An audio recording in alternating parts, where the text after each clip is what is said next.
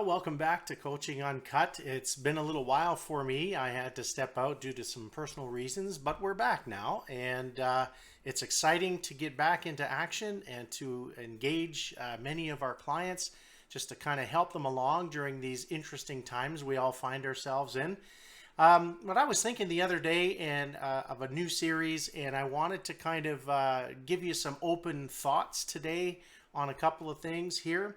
That I'm going to be, again, publishing more extensive commentary on each one of these topic lines over on our Locals channel. If you want to become a subscriber and support our work, you can just hop over there and sign yourself up, and you'll get access to all of this extra content that we present.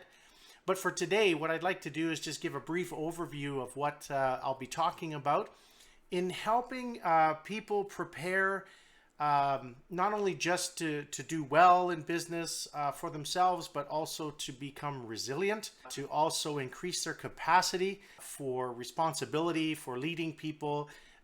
What I believe is when you get into a responsible entrepreneurship experience, it's not just about you anymore. Even though we all like to make profit, we all want to increase our quality of lifestyle. But there's also other responsibilities that come into play once the business starts to get some momentum and you start to mature. So, how are, can we do that? How are some techniques or some understandings that we can do that? Keep in mind that everything I'm saying here, you could go to the bookstore and you can find 100,000 different resources on the same kinds of topics. My issue here is can I stimulate and cultivate a desire to understand? It's one thing to say that the information is out there. It's another thing to say, do I want to pick it up and learn it or not? So what I'm trying to do is maybe give you some bite-sized thoughts today and maybe inspire you to come and dig a little bit deeper. But it is a lifelong journey. Personal growth is not something that you can just solve out of reading one book. It's not something that you can just snap your fingers and you become a great person, or sometimes there's lots of many layered perspectives or experiences that you're going to have that are going to shape you, whether they will make you or break you.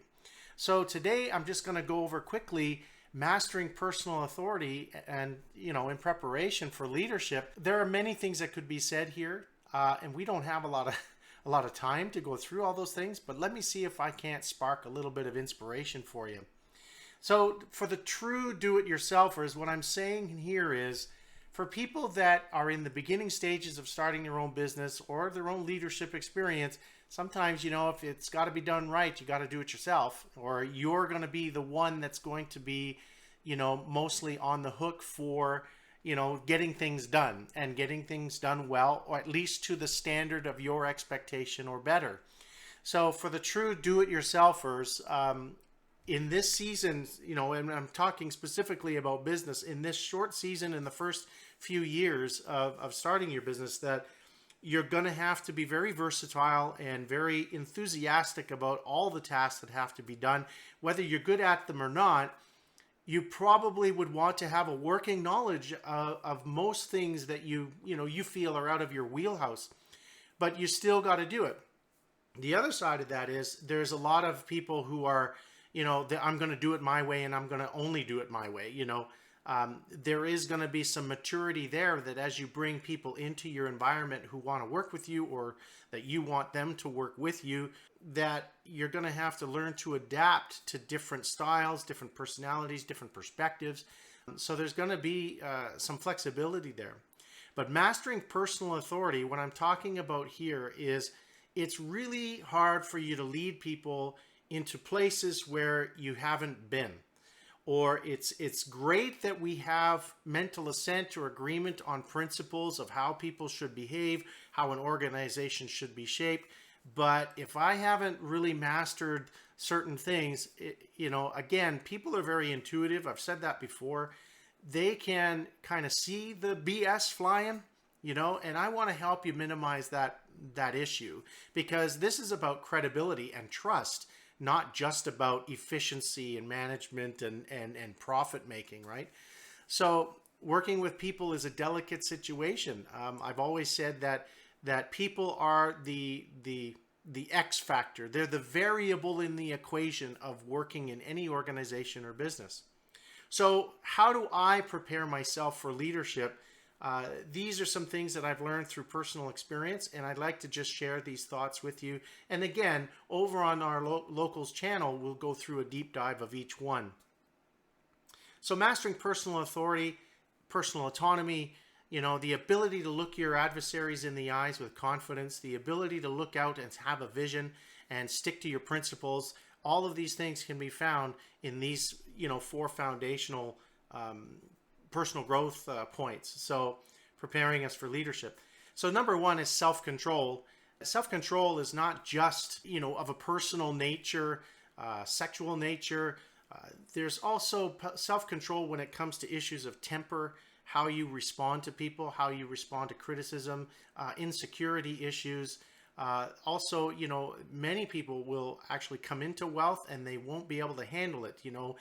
How often do you hear of the movie star that just can't handle life and they become an addict of some sort and they need a lot of help?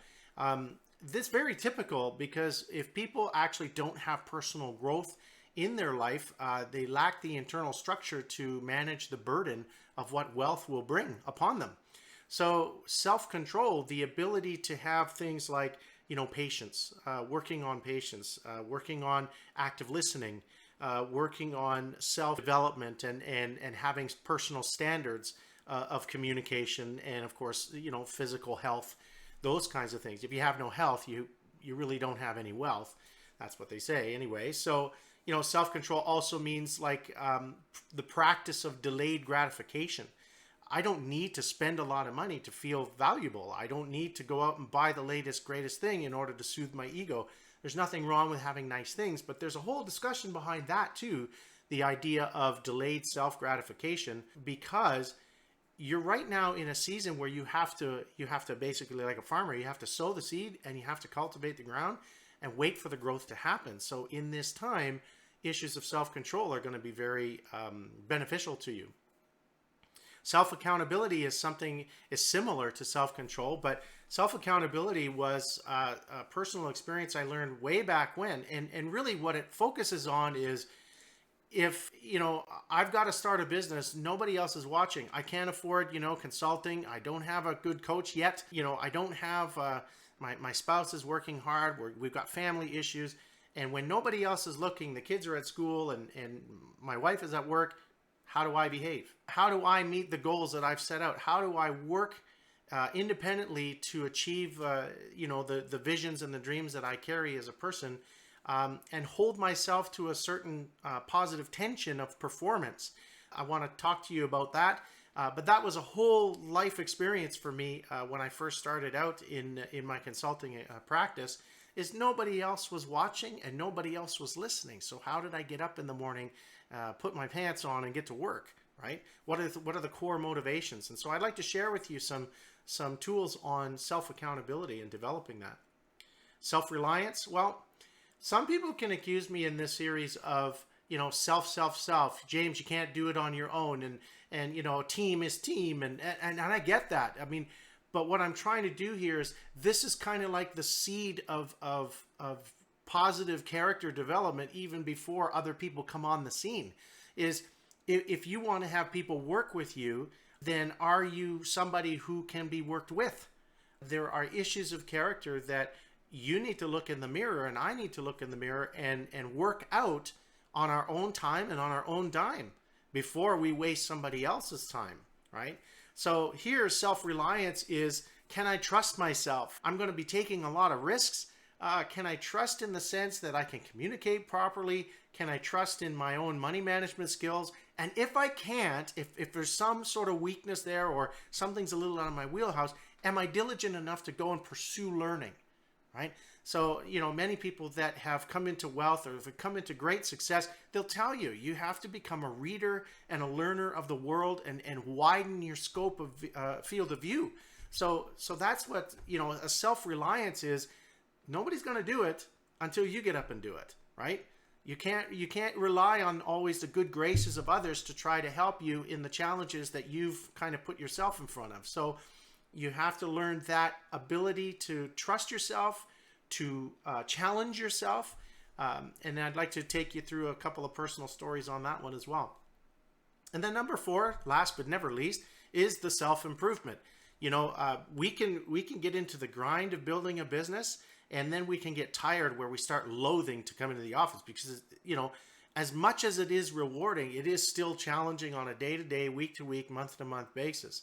So self-improvement doesn't necessarily mean that I've picked up the latest, greatest teacher and motivator and I've gone to the $1,000 seminar and all that. Sometimes self-improvement might be just to sit down and take a basic book and learn how to play guitar. Anyway, I hope you found this helpful, and thank you for being patient with me. This is my first time back, and I hope to get us back into the groove and get some more content put out. This is the next Coaching Uncut series we'll be publishing on locals.com. Anyway, thank you for your time, and we'll talk to you soon. Thank you for joining me today in today's video. If you like what we're doing and you'd like to support the channel directly, please feel free to join us over on locals.com. And for a low monthly subscription, you will receive direct access to myself, as well as opportunities to network with others in the community and more substantial content being released on a regular basis. Look forward to seeing you. Thank you so much.